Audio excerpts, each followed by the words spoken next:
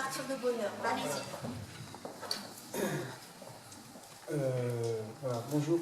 Oui, je me permets de commencer, par respect pour la chronologie, mais j'ai un mariage entre-temps qui s'est fixé. Oui, c'est un heureux événement, mais je ne pourrais pas rester jusqu'au débat. Donc je vais parler le premier. Donc le thème, est-ce que les religions, et quand on prend les religions, on va bien sûr penser aux trois religions monothéistes, comme on dit, judaïsme, christianisme, islam. Donc du point de vue du judaïsme, hein, du point de vue du judaïsme, que dire de cette violence qui apparaît dans le texte biblique. Alors, en effet, quand nous lisons la Bible, le premier élément à souligner, c'est que la Bible n'est pas centrée sur un personnage, la Bible hébraïque. Elle est centrée sur une histoire qui commence aux origines, donc la création, Adam et Ève, et qui commence vraiment à décrire l'histoire du peuple d'Israël à partir du chapitre 12 de la Genèse, c'est-à-dire au moment où un certain personnage qui s'appelle Avram, et qui deviendra Abraham en hébreu, Abraham, bien, va devenir l'ancêtre du peuple d'Israël, le peuple des enfants d'Israël. En fait, on va suivre ensuite une succession de générations, Abraham et Sarah, Isaac et Rebecca, Rachel, Jacob et Léa, voilà, ce dernier personnage ayant 12 fils qui donneront les 12 tribus d'Israël.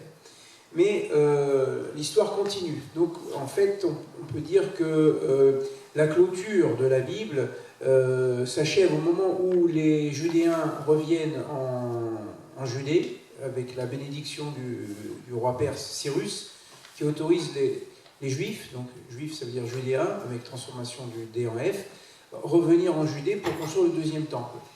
Donc le héros de la Bible hébraïque n'est pas un personnage particulier, mais c'est l'ensemble de ce peuple, le peuple d'Israël, qui est le héros, si on peut dire. Et donc à l'intérieur de ces différents épisodes, de ces différents récits, qui ne sont pas d'ailleurs racontés de façon totale, on ne connaît pas la vie, par exemple, de Moïse, si ce n'est au moment où il a grandi et commence à s'interposer dans la vie de l'esclavage pour sauver un Hébreu. On ne connaît pas la vie d'Abraham avant 75 ans, puisqu'il commence à se mettre en marche après les 75 ans. Voilà, les personnages ne sont pas donnés de façon totale, comme si on n'avait retenu que des épisodes qui parlaient à la conscience religieuse, à la foi, et donc sans donner une biographie détaillée. Peut-être un ou deux, peut-être Jacob, on va dire Jacob, on le connaît depuis le ventre maternel jusqu'à sa mort, mais c'est un peu exceptionnel. Deuxième idée, c'est que le texte de la Bible, du fait qu'il est présenté comme un récit, où Dieu est acteur lui-même, eh bien, ces textes sont donnés à notre réflexion. Ils ne sont pas forcément présentés comme des modèles à suivre. Des récits sont écrits pour ne pas faire comme c'est enseigné. Je prends un exemple simple. Par exemple, Jacob fait des préférences entre ses enfants. Il donne une tunique à Joseph, son fils préféré, par rapport aux autres. Et il est un peu responsable de la montée en haine qui va alimenter le désir de vengeance et de se débarrasser de Joseph. Et la tradition postérieure, c'est-à-dire donc des rabbins, qui est une tradition du questionnement, le judaïsme, c'est une tradition du questionnement du texte, entre autres. C'est-à-dire on interroge le texte, on ne prend pas le texte tel qu'il est, mais on dit pourquoi. Pourquoi c'est écrit comme ça? Est-ce qu'on n'aurait pas pu dire autrement? Est-ce qu'on n'aurait pas pu agir autrement? Voilà. Et donc le texte est toujours interrogé. Donc le texte n'est pas présenté comme modélisable, si vous voulez, et aucun personnage de la Bible n'est présenté comme exemplaire de façon totale. Même les plus grands personnages, les justes, les prophètes, ont leurs failles, ont leurs défaillances. Et nous disons dans la tradition juive, eh bien, c'est une manière de dire que ces récits nous parlent à nous. Parce que de la même manière que ces personnages qui sont présentés sont défaillants, hein, en même temps ils sont des exemples de vertu, parce qu'ils sont capables aussi de se grandir, de se dépasser. Mais en même temps, ces personnages, ils nous parlent parce qu'ils parlent en quelque sorte à l'éternel humain que nous sommes. Donc l'homme ne change pas tellement avec le temps. Ce qui change, c'est le savoir, c'est la technologie, mais l'homme en tant que tel est travaillé par des passions, le désir, est toujours partagé entre le bien et le mal. Voilà. Donc c'est un peu l'approche, si vous voulez, libérale que je donnerais par rapport au texte. Et il y a une idée centrale dont véhicule le peuple d'Israël, c'est l'idée du monothéisme. Bon, il faut se remettre dans le contexte de l'époque, c'est-à-dire jusqu'au 5e siècle, et même après, mais disons jusqu'au 5e siècle, pour dire la clôture de la Bible. Eh bien, le seul peuple dans la région du Proche-Orient, Moyen-Orient, et même par rapport à l'Occident, le seul peuple, semble-t-il, monothéiste, c'était le peuple hébreu. Donc la grande révolution de l'hébraïsme, c'est de dire qu'il y a un seul Dieu, et conséquemment, par exemple, toutes les créations, le soleil, la lune, ne sont pas des dieux. Alors c'était révolutionnaire, parce que quand on lit dans le premier chapitre de la Genèse que Dieu a créé 2 grands luminaires, et que les Hébreux donc disent au fond ce que vous appelez des dieux, à savoir le soleil et la lune, ne sont que des lampes à allumer et à éteindre, exactement comme des torches, ils pouvaient passer pour des huluberlus. Qu'est-ce que c'est ce peuple qui dénonce les idoles et qui en plus présente un dieu qui n'est pas représentable en fait, qui se réfère à un dieu qui n'est pas représentable. Et ça c'est quelque chose qui était incompréhensible. Tous les temples de l'Antiquité présentent les divinités. Or, le temple hébreu, c'est juste un autel, et même lorsqu'il y a la représentation de 2 chérubins, qui ne sont pas dieux, mais qui sont des anges de Dieu, des anges ailés, ils se trouvent dans la salle qu'on appelle le Saint des Saints, totalement inaccessible au regard, et seul le jour de Kippour, le grand prêtre a le droit de rentrer, et encore, il faut qu'il y ait de l'encens, et suffisamment d'encens pour qu'on n'arrive pas à bien voir ce qui se passe à l'intérieur. Donc ça fait partie, je dirais, du message révolutionnaire des Hébreux, comme par exemple le fait de dire le 7e jour on ne travaille pas, on ne comprenait pas ça, on a dit c'est un peuple de fainéants, ils ne travaillent pas, voilà. Donc vous voyez, ces textes tourne autour de cette idée du monothéisme qui était vraiment une idée révolutionnaire. Et il y a dans tout le récit biblique une lutte, en quelque sorte, entre cette proclamation du monothéisme d'un Dieu non représentable qui est unique et qui est le créateur de l'ensemble de l'humanité, c'est-à-dire que non seulement il a créé un homme et une femme à l'origine, ce qui voudrait donc dire que l'humanité descend de Adam et Ève, ce qui exclut bien sûr immédiatement toute lecture raciste. Il ne peut pas avoir de racisme du point de vue de la Bible, puisque tous les hommes descendent d'Adam et Ève. Et deuxièmement, les cultures sont nées à Babel, c'était à partir du chapitre 11 de la Genèse, lorsque Dieu mélange les langues. Donc les langues, en fait, naissent par inspiration divine.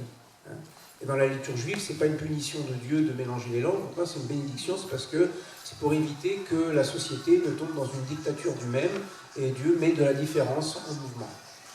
Donc il y a cette tension qui apparaît dans les différents textes, si on prend par exemple le livre des psaumes, si on prend le discours de Moïse, si on prend la lutte du prophète Élie contre le roi Achab ou Jézabel, et c'est toujours une lutte contre l'idolâtrie. Alors on pourrait dire que c'est le péché capital dans la Bible. Bon, bien sûr, il y a d'autres fautes qui découlent d'ailleurs de l'idolâtrie, c'est par exemple l'injustice, parce que l'injustice se fait au nom d'une idole de la toute-puissance de l'homme, si vous voulez. Donc l'orgueil, le désir de pouvoir, c'est une forme d'idolâtrie. Et donc l'idolâtrie va devenir l'idée à combattre et la réalité à combattre, d'autant plus que dans le pays de Canaan, l'ancien nom du pays de Judée, d'Israël, eh bien, il y a par exemple la prostitution sacrée au nom du dieu Baal, ou bien les sacrifices d'enfants au nom du dieu Baal ou du dieu Moloch, dont il est fait mention dans le texte biblique. Et donc c'est une lutte parfois acharnée entre le prophétisme et les tenants de ces idoles, qui sont les peuples environnants et qui ont une influence permanente sur le peuple d'Israël. Le peuple d'Israël est séduit par les idoles. Alors, il y a une raison très simple, c'est que l'idole n'est pas exigeante. Elle n'exige rien de l'homme. Elle demande simplement un culte, mais et parfois c'est un culte de la passion. Et par exemple, la violence, traduite par un sacrifice humain, la sexualité, donc le fait d'aller voir une vestale dans le temple du Baal, alors que le Dieu de la Bible, c'est un Dieu de l'exigence. Avec le Dieu de la Bible, on n'a jamais 20 sur 20. On a toujours comme note « peut mieux faire ». Bon, alors c'est toujours, ça peut être un peu décourageant d'avoir une note toujours « peut mieux faire, peut mieux faire, peut mieux faire ». Oui, parce que comme l'homme n'est jamais parfait, il est toujours à parfaire, alors évidemment, il y a toujours ces exigences de justice, d'amour du prochain, d'aider les démunis, et cette visée permanente contre l'idolâtrie, qui en quelque sorte voile cette perception de Dieu, hein, de l'origine. Et bien sûr, la finalité du discours, et dans les visions prophétiques de fin des temps, c'est une fraternité universelle, c'est-à-dire la reconnaissance de Dieu, du Créateur, sans qu'il y ait d'ailleurs de conversion au judaïsme. Les prophètes n'ont jamais dit que les peuples allaient devenir le peuple d'Israël. Les peuples restent les peuples dans leurs différences. Et ils reconnaissent simplement une transcendance absolue. Et au nom de ce Dieu un, eh bien, les hommes fraternisent, ou selon le texte biblique, ils se bénissent ou ils s'entre-bénissent, selon le projet abrahamique.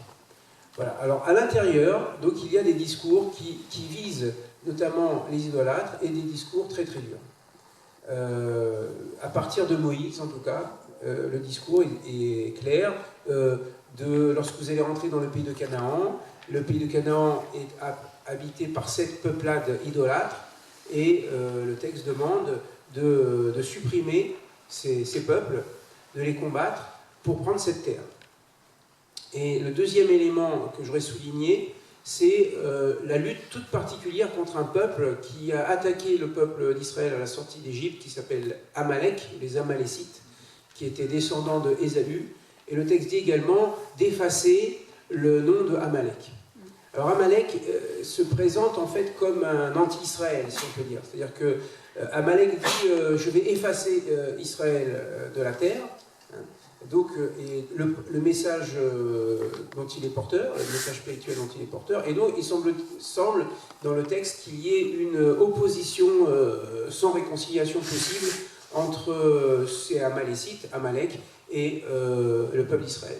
Et on retrouvera cette image de Amalek dans le livre d'Esther, qui fonde la fête de Pourim dans le judaïsme, ce récit d'Esther, où cette jeune fille juive qui a caché son identité juive, eh bien, va se présenter devant le roi pour annuler le décret du Premier ministre qui s'appelle Haman, et dont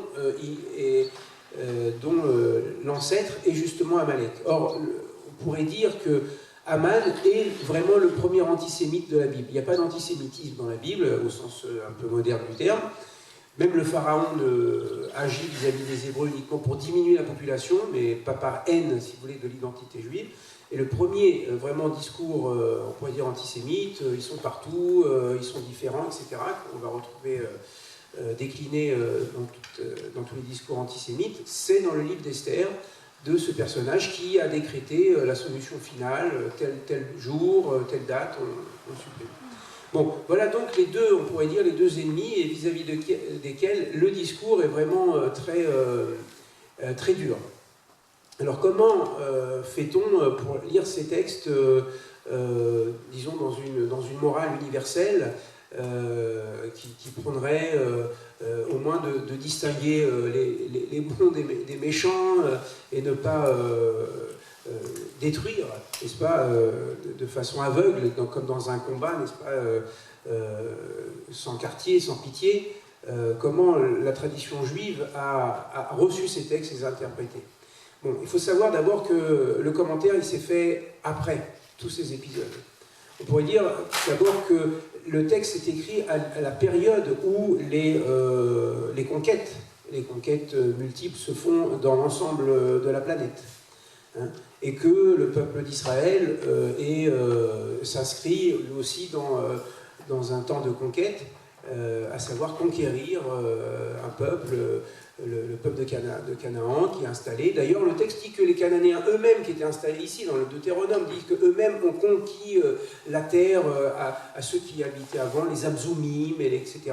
Et donc il semblerait que même avant les Cananéens, il y a eu d'autres peuples, et ainsi on pourrait penser que l'histoire n'est que conquête permanente. Donc, lorsque le texte a été intégré dans la tradition juive et que ces questions ne se posaient plus, parce que les Judéens étaient installés en Judée, il n'y avait plus de Philistins, il n'y avait plus d'Ammonites, il n'y avait plus de Moabites, tout ça, ça avait été plus ou moins mélangé depuis Sanhérib, depuis au moins le 8e siècle avant l'ère chrétienne. Donc les rabbins ont pu prendre une certaine distance, parce que en fait la guerre de conquête dans le judaïsme, il n'y en a eu qu'une, c'était celle de la conquête de Canaan. Après il n'y en a plus, et ne mélangeons pas avec les affaires de politique contemporaine, c'est un autre sujet.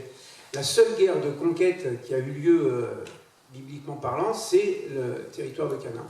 Alors, les rabbins vont prendre un petit peu la distance en disant attention, même si Moïse a eu des propos extrêmement durs vis-à-vis des Cananéens, concrètement, il n'y a pas eu une destruction massive de la population cananéenne. Au contraire, elle a été intégrée dans le peuple d'Israël pour peu qu'on ait accepté le principe du monothéisme.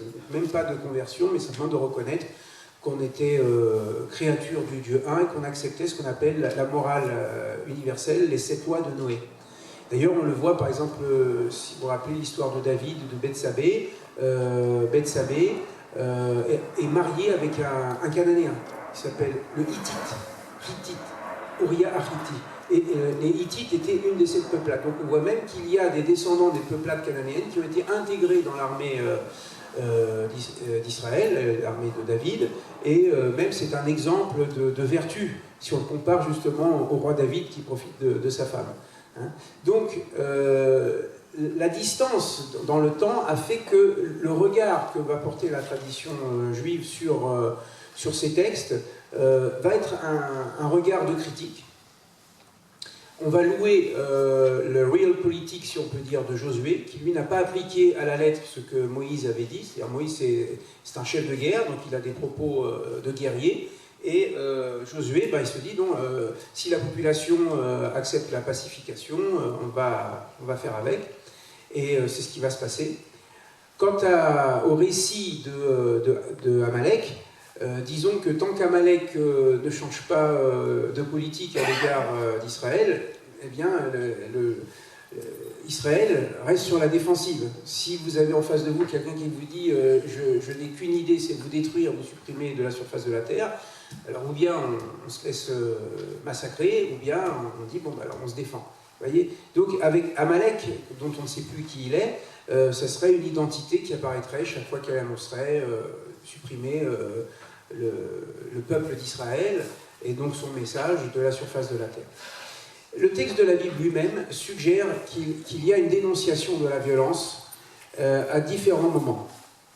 Le premier moment, c'est après la faute du veau d'or, lorsque Dieu dit à Moïse, le peuple a fauté, je vais les supprimer, je vais les effacer, et je vais recommencer avec toi un nouveau peuple. Donc, en quelque sorte, une sélection un peu darwinienne, si on peut dire, à savoir, il y a ceux qui sont fidèles à Dieu, on les garde, et ceux qui sont infidèles, eh bien, on va les supprimer, ou bien ils vont retourner en Égypte, voilà.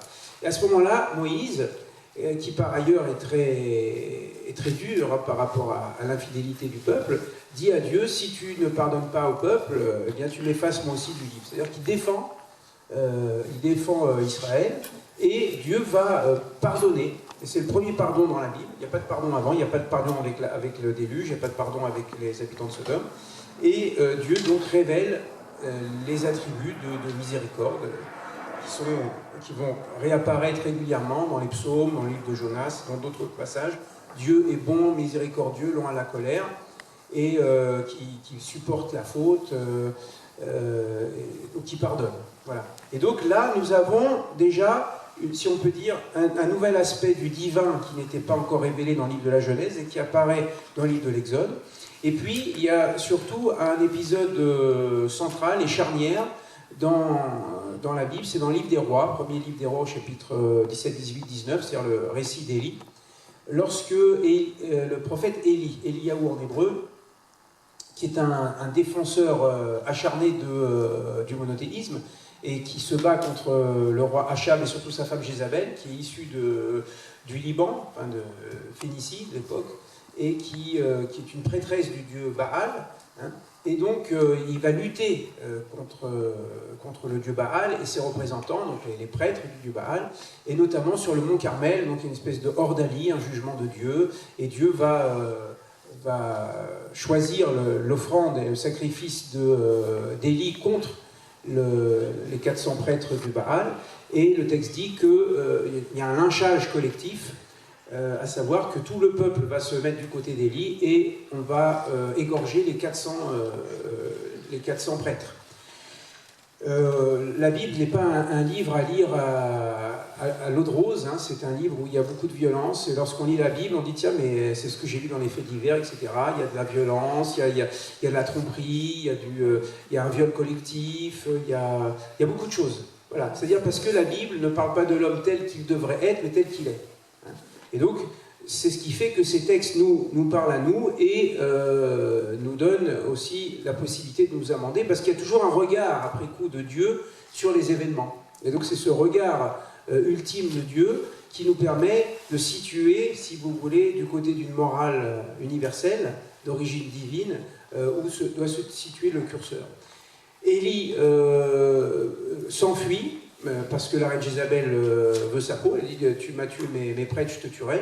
Il s'enfuit, et là, dans un épisode un peu énigmatique sur le mont Sinaï, enfin le mont Horeb en hébreu, il y a un épisode qui dit la chose suivante: Dieu s'est manifesté dans un séisme, enfin plutôt il y a un séisme, mais Dieu n'était pas dans le séisme, il y a un tremblement de terre, Dieu n'était pas dans le tremblement de terre, il y a le feu, mais Dieu n'était pas dans le feu, et la voix d'un doux silence. Voilà, la voix d'un doux silence. Et Dieu parle à Élie dans la voix d'un doux silence. Et le texte peut signifier, c'est l'interprétation juive qui dit, en fait, voilà, c'est la dénonciation de toute violence, au nom de Dieu. Terminé. On ne convertit pas les gens par la force. On les convertit par le cœur et par l'amour. Et donc, c'est pas par le tremblement de terre, c'est pas par les séismes, c'est pas par le feu, on dirait aujourd'hui, c'est pas par les bombes, etc., qu'on va convertir les gens, c'est la voie du doux silence, c'est-à-dire savoir parler avec la douceur de l'amour, et ça prépare au prophète Zacharie, un des derniers prophètes canonisés, Zacharia en hébreu, qui dit « L'obeko arvelo behaïl », c'est ni par la force, ni par la puissance, kim berouchi, mais seulement avec mon ruach, c'est-à-dire avec mon esprit, avec mon souffle. Voilà. Donc, le texte biblique lui-même commence, je dirais, par une violence. Si on pense le déluge, on pense la destruction de Sodome et Gomorrhe, on pense la dénonciation de l'idolâtrie. Et puis, petit à petit, on va voir qu'à la fin, les derniers discours, ce sont des discours qui condamnent ces formes extrêmes de violence pour passer à, je dirais, une religion de l'exemplarité.